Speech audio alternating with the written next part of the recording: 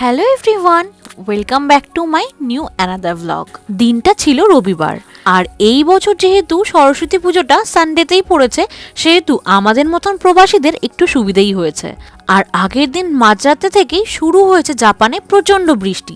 যেহেতু পুজোর দায়িত্ব মাথার উপরে ছিল, তাই বৃষ্টি মাথায় নিয়ে আমরা সবাই মিলে 8:30 নাগাদ বেরিয়ে গিয়েছিলাম পুজোর জন্য হলের উদ্দেশ্যে।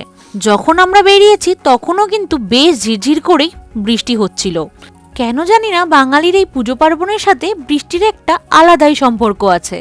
যাই হোক, আমরা সকাল সকাল হলে পৌঁছে গিয়েছি, আর আমি কিন্তু বাড়ির থেকে মুগ ডালটা আধা সেদ্ধ করেই নিয়ে গিয়েছিলাম। আর ওখানে পৌঁছে দেখি দাদারা অলরেডি সমস্ত সবজিগুলোকে কেটে ধুয়ে পুছে নিয়েছে, সাথে কিন্তু ভাজাভুজিও শুরু করে দিয়েছিল। এরপর আমরা সবাই বউরা মিলে চলে গিয়েছিলাম ঠাকুরের ফলগুলোকে কেটে নিতে।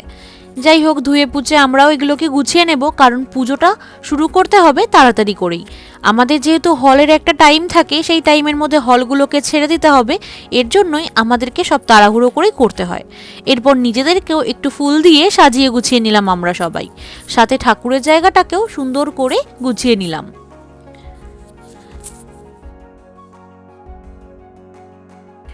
প্রবাসীদের জীবনে সমস্তটুকু সঠিকভাবে মেনে ওঠা হয় না, তাই আমরা নিজেদের সাধ্যের মধ্যে যেটুকু পাই সেটুকু দিয়েই মনে প্রাণে ভগবানের জন্য পুজো করি। আর এই বছরের উপরি পাওনা হিসেবে এই আপেলি কুলগুলো আমাদের দেশ থেকে এসেছে।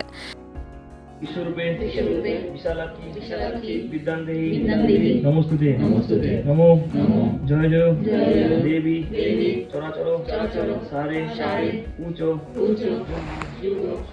শোভিত মুক্তা সারে। চলুন, পুজো হয়ে গিয়েছে, এবার সরস্বতী ঠাকুর দর্শন করাই।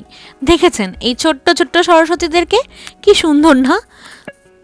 কি সুন্দর দেশের মতন শাড়ি পরে লক্ষ্মী ছানা হয়ে বসে আছে এরা। যাই হোক, পুজো তো হয়ে গিয়েছে আমাদের সবার।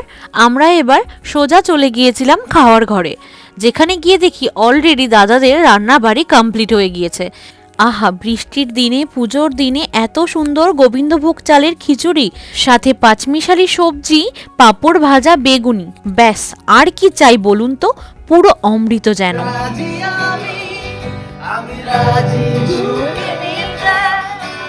চোখে উকি দিতে সম্মনের আমন্ত্রণে আরো একবার রাজি আমি রাজি।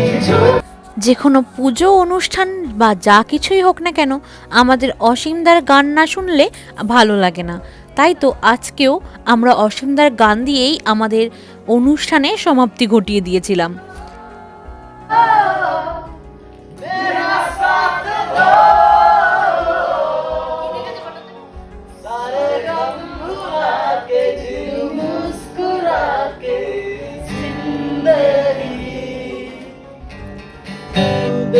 मेरा साथ मिले हाथ जाने जो भी हो तू बस दे दे मेरा साथ। প্রায় 4:45 বাজে, আমরা সবাই গুটি গুটি পায়ে বাড়ির উদ্দেশ্যে রওনা দিয়ে দিয়েছি। আজকের দিনটা বেশ সুন্দরভাবেই সবাই মিলে মজা আনন্দে কাটিয়ে দিলাম। অপেক্ষায় থাকলাম পরের কোনো অনুষ্ঠানের। Thanks for watching, tata.